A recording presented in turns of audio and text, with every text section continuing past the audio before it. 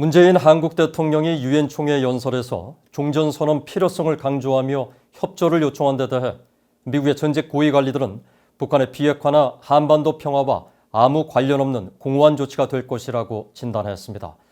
오히려 북한과 중국의 미한동맹 폐기 주장에 힘을 실어줄 것이라며 평화체제로 가기 위해선 훨씬 복잡한 조건과 절차가 따른다고 지적했습니다.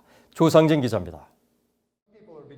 백악관 국가안보회의 아시아 담당 선임보좌관을 지낸 마이클 그린 전략국제문제연구소 선임부소장은 한국 전쟁에 대한 종전선언이 완전한 비핵화의 길을 열어주지 못한다고 지적했습니다.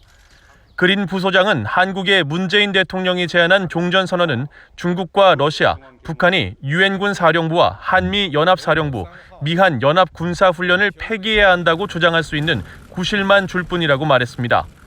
이어 한국 대통령이 유엔에서 미국 의회, 행정부의 입장과 이렇게 일치하지 않는 연설을 한 것을 본 적이 거의 없다면서 문 대통령이 평화와 통일로 향하는 한 단계로 평화조약 체결을 촉구했다면 괜찮았겠지만 평화를 선포함으로써 그렇게 할 수 있다고 생각하는 것은 환상이라고 말했습니다. 에반스 리비어 전 국무부 동아시아 태평양 담당 수석 부차관보는 한반도에서 비핵화와 항구적 평화를 정착시키는 열쇠는 종전선언이 아니라고 밝혔습니다.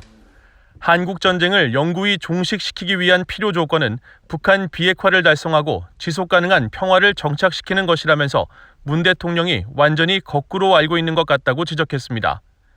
그러면서 북한의 핵무기 보유와 사실상의 핵무장국 지위는 종전선언과 상관없이 적대적 분위기와 충돌 가능성을 지속시키고 한국을 위협하고 압박하는 수단이 될 것이라고 설명했습니다.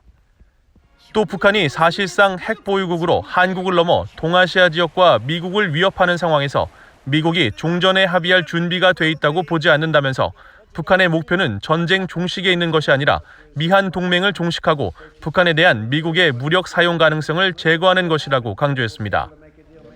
1994년 제네바 합의 당시 미국 측 회담 대표였던 로버트 갈루치 전 국무부 북핵 특사는 한국과 북한, 미국 간의 한국전 공식 종전 합의는 남북한과 미북 관계 정상화 절차의 중요한 부분이라며 관계 정상화를 위해서는 먼저 북한이 핵무기 프로그램을 폐기하고 핵확산 금지 조약으로 복귀하는 것이 필요하다고 지적했습니다. 그러면서 종전선언 자체는 좋은 것이지만 이는 핵무기 관련 사안 등 현재의 충돌 상황에 대한 해법을 향한 다른 움직임과 연계해야 한다며 한 번에 모든 문제를 해결하려는 것보다는 단계적 접근이 최선의 진전 방안이 될 것이라고 밝혔습니다. VOA 뉴스 조상진입니다.